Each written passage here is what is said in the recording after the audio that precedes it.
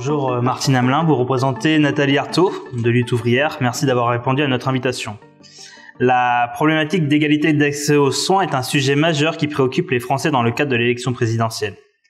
Cette inégalité d'accès aux soins est une réalité et provoque une diminution de l'espérance de vie de 2 ans en moyenne dans les zones sous-dotées, selon l'étude du géographe Emmanuel Vigneron. Les chiffres de la densité de médecins généralistes pour 10 000 habitants parlent d'eux-mêmes. Par exemple, on est à 6,08 médecins généralistes pour 10 000 habitants dans la Sarthe, 6,49 dans l'Orne, 6,32 ici en Mayenne. Alors que la moyenne nationale est aux alentours de 8,44 pour 10 000 habitants. On a des zones qui sont suffisamment dotées comme les Bouches-du-Rhône avec une densité de 12,43 médecins pour 10 000 habitants. Depuis peu, un problème supplémentaire vient se greffer au manque de médecins en ville, à savoir les fermetures des services des urgences des hôpitaux, comme ici à Laval la nuit de 18h30 à 8h30. C'est encore le cas ce soir, ce 8 mars. Pourtant, l'ensemble des Français qui vivent dans une zone sous-dotée ou suffisamment dotée sont égaux face aux cotisations sociales et face à l'impôt. Chaque Français est protégé par la Constitution qui garantit l'accès à la santé pour tous. Alors nous attendons des propositions concrètes et réalisables pour les 5 prochaines années. Vous avez la parole. Eh bien, tout d'abord, merci à l'Association de citoyens contre les déserts médicaux de nous avoir invités. Donc, effectivement, je prends la parole au nom de Lutte ouvrière pour Nathalie Arthaud, qui sera notre candidate au présidentiel. Donc, effectivement, on partage tout à fait le constat que vous venez de nous dresser. Après des décennies d'application du numerus clausus, aujourd'hui, le problème des déserts médicaux, c'est d'une gravité sans précédent. Alors qu'on est dans un pays où l'espérance de vie augmente, donc la population vieillit, la science augmente aussi, avance et permettrait de soigner plus de choses, mais à côté de ça, tout le système de santé se dégrade. Donc on est vraiment dans une situation qui aujourd'hui nous paraît plus du tout vivable. Nous, on pense que effectivement, il y a des mesures urgentes à prendre, mais il y a aussi des mesures sur le long terme. Alors, le numerus clausus a été remplacé par numerus apertus, mais aujourd'hui, il manque toujours de places de formation. On pense que les moyens alloués à la formation des médecins, mais aussi à la formation de toutes les professions de santé, ne sont pas à la hauteur. Des candidats, il y en a certainement, il y en a, on le sait, sur certaines professions, ils sont même bien au-delà des places disponibles en formation et on ne peut pas les accueillir faute de place. Donc ça, il faudra augmenter largement le nombre de places en formation pour que tous les jeunes qui ont envie de se diriger vers les professions de santé puissent s'y diriger largement. Aujourd'hui, il faudra imposer la réouverture des lits d'hôpitaux, la réouverture des établissements de santé de proximité, je pense aux maternités, aux centres de santé qui ont été fermés, aux petits hôpitaux locaux qu'on a fermés parce que faute de moyens. Pour nous, la santé ne doit pas être une histoire de coût. On ne fait pas de profit avec la santé. La santé, c'est pas une marchandise.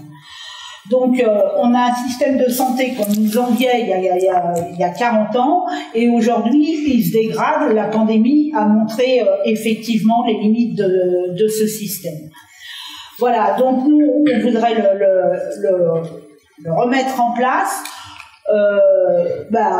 en motivant d'abord des gens à faire des études de médecine, parce que ce qu'on voit après la pandémie, c'est que effectivement, je pense à tous les auxiliaires médicaux, les infirmières, il y a tout un tas de gens qui se sont démotivés quand ils ont vu ce qui se passait et qui n'ont plus envie.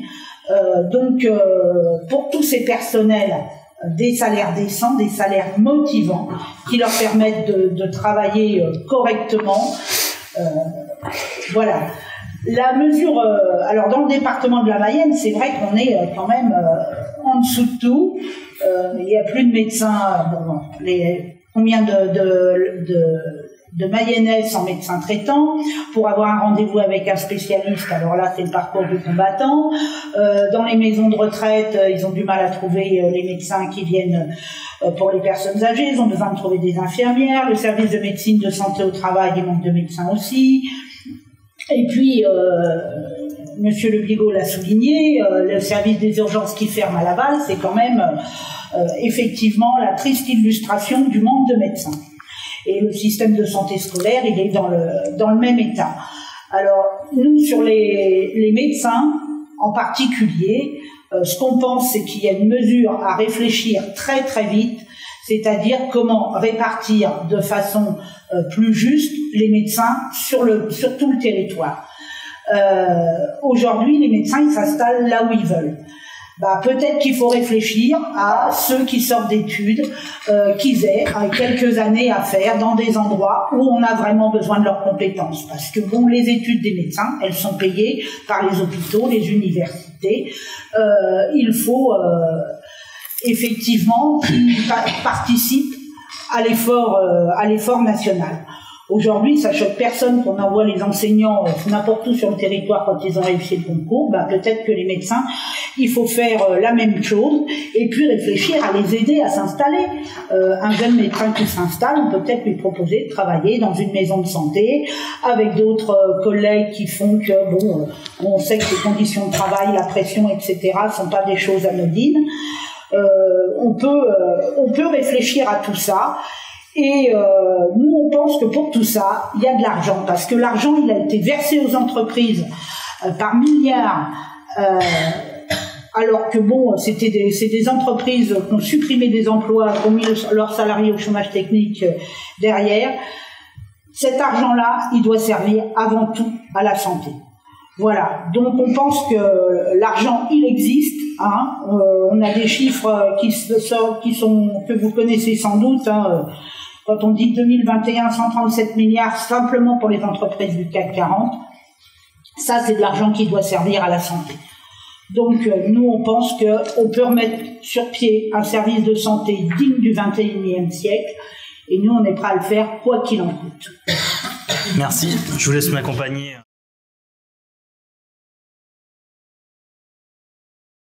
Merci pour votre exposé. Donc maintenant, vous allez répondre à une de ces trois personnes qui sont sur votre écran. Vous choisissez le numéro qui vous convient et vous allez répondre à une question qui a été préenregistrée. Non, je ne pas trois. Bonjour, je suis le docteur Anthony Millet, le responsable du département de médecine d'urgence de l'hôpital de Laval, qui regroupe le SAMU, le SMUR et les urgences. Les services d'urgence de Laval, mais aussi du département et de nombreux centres hospitaliers sont en difficulté avec une perte de médecins urgentistes qui s'accélère. Comment comptez-vous améliorer l'attractivité de cette profession qui devient de plus en plus pénible au quotidien ? Eh bien, effectivement, c'est une question qui n'est pas facile à traiter rapidement, puisque là, on manque de médecins. Mais moi, je pense qu'il y a tout un tas de choses qui, dans l'hôpital public aujourd'hui, fait que le statut n'est pas très motivant pour des jeunes médecins. Et ils ont certainement, eux, des revendications à faire valoir. Donc d'abord les écouter. Pourquoi les jeunes qui sortent des études de médecine se précipitent pas sur l'hôpital public ? Il y a certainement des raisons à cela. Et